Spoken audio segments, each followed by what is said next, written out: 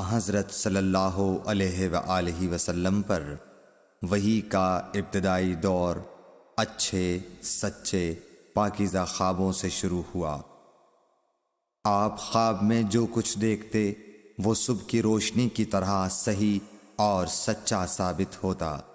پھر من جانب قدرت آپ تنہائی پسند ہو گئے اور آپ نے غار حرا میں خلوت نشینی اختیار فرمائی اور کئی دن اور رات وہاں مسلسل عبادت اور یاد الہی و ذکر میں مشغول رہنے لگے۔ جب تک گھر آنے کو دل نہ چاہتا توشہ ہمراہ لیے ہوئے وہاں رہتے۔ توشہ ختم ہونے پر ہی اہلیہ محترمہ حضرت خدیجہ رضی اللہ تعالی عنہا کے پاس تشریف لاتے اور کچھ توشہ ہمراہ لے کر پھر وہاں جا کر خلوت گزین ہو جاتے۔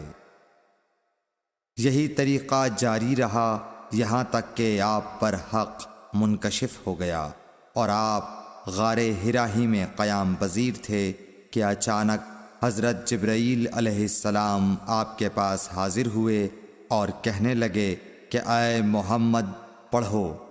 آپ فرماتے ہیں کہ میں نے کہا کہ میں پڑھنا نہیں جانتا۔ آپ صلی اللہ علیہ وسلم فرماتے ہیں کہ فرشتے نے مجھے پکڑ کر اتنے زور سے بھینچا کہ میری طاقت جواب دے گئی۔ پھر مجھے چھوڑ کر کہا پڑھو۔ میں نے پھر وہی جواب دیا کہ میں پڑھا ہوا نہیں ہوں۔ اس فرشتے نے مجھ کو نہایت ہی زور سے بھینچا کہ مجھ کو سخت تکلیف محسوس ہوئی۔ پھر اس نے کہا کہ پڑھ۔ میں نے کہا میں پڑھا ہوا نہیں ہوں۔ فرشتے نے تیسری بار مجھ کو پکڑا اور تیسری مرتبہ پھر مجھ کو بھینچا۔ پھر مجھے چھوڑ دیا اور کہنے لگا کہ پڑھو اپنے رب کے نام کی مدد سے جس نے پیدا کیا اور انسان کو خون کی پھٹکی سے بنایا۔ پڑھو اور آپ کا رب بہت ہی مہربانیاں کرنے والا ہے۔ بس یہی آیتیں آپ حضرت جبرائیل علیہ السلام سے سن کر اس حال میں غار حرا سے واپس ہوئے کہ آپ کا دل اس انوکھے واقعے سے کانپ رہا تھا۔ آپ حضرت خدیجہ کے ہاں تشریف لائے اور فرمایا کہ مجھے کمبل اوڑھا دو، مجھے کمبل اوڑھا دو۔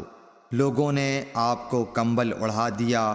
جب آپ کا ڈر جاتا رہا تو آپ نے اپنی زوجہ محترمہ حضرت خدیجہ رضی اللہ تعالی عنہا کو تفصیل کے ساتھ یہ واقعہ سنایا اور فرمانے لگے کہ مجھ کو اب اپنی جان کا خوف ہو گیا ہے۔ آپ کی اہلیہ محترمہ حضرت خدیجہ رضی اللہ تعالی عنہا نے آپ کی ڈھارس بندھائی اور کہا کہ آپ کا خیال صحیح نہیں ہے۔ اللہ کی قسم آپ کو اللہ کبھی رسوا نہیں کرے گا۔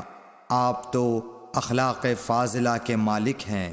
آپ تو کنبہ پرور ہیں، بے کسوں کا بوجھ اپنے سر پر رکھتے ہیں، مفلسوں کے لیے آپ کماتے ہیں، مہمان نوازی میں آپ بے مثال ہیں اور مشکل وقت میں آپ امر حق کا ساتھ دیتے ہیں۔ ایسے اوصاف حسنہ والا انسان یوں بے وقت ذلت و خواری کی موت نہیں پا سکتا۔ پھر مزید تسلی کے لیے حضرت خدیجہ رضی اللہ تعالی عنہا آپ کو ورقہ بن نوفل کے پاس لے گئیں جو ان کے چچا زاد بھائی تھے اور زمانہ جاہلیت میں نصرانی مذہب اختیار کر چکے تھے اور عبرانی زبان کے کاتب تھے۔ چنانچہ انجیل کو بھی حسب منشائے خداوندی عبرانی زبان میں لکھا کرتے تھے۔ انجیل سریانی زبان میں نازل ہوئی تھی، پھر اس کا ترجمہ عبرانی زبان میں ہوا۔ ورقہ اسی کو لکھتے تھے۔ وہ بہت بوڑھے ہو گئے تھے، یہاں تک کہ ان کی بینائی بھی رخصت ہو چکی تھی۔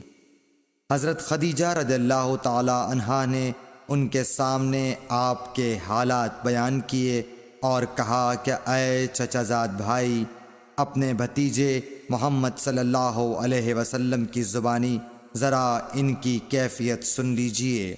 وہ بولے کہ بھتیجے آپ نے جو کچھ دیکھا ہے اس کی تفصیل سناؤ۔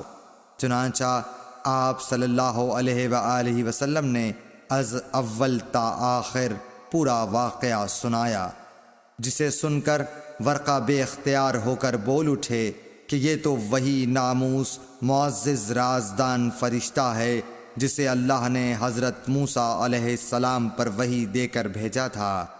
کاش میں آپ کے اس عہد نبوت کے شروع ہونے پر جواں عمر ہوتا، کاش میں اس وقت تک زندہ رہتا جب کہ آپ کی قوم آپ کو اس شہر سے نکال دے گی۔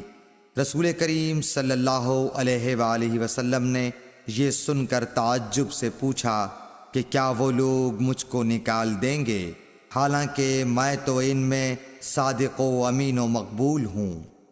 ورقہ بولا، ہاں یہ سب کچھ سچ ہے، مگر جو شخص بھی آپ کی طرح امر حق لے کر آیا لوگ اس کے دشمن ہی ہو گئے ہیں۔ اگر مجھے آپ کی نبوت کا وہ زمانہ مل جائے تو میں آپ کی پوری مدد کروں گا، مگر ورقہ کچھ دنوں کے بعد انتقال کر گئے، پھر کچھ عرصے تک وحی کی آمد موقوف رہی۔ صحیح بخاری حدیث نمبر 3۔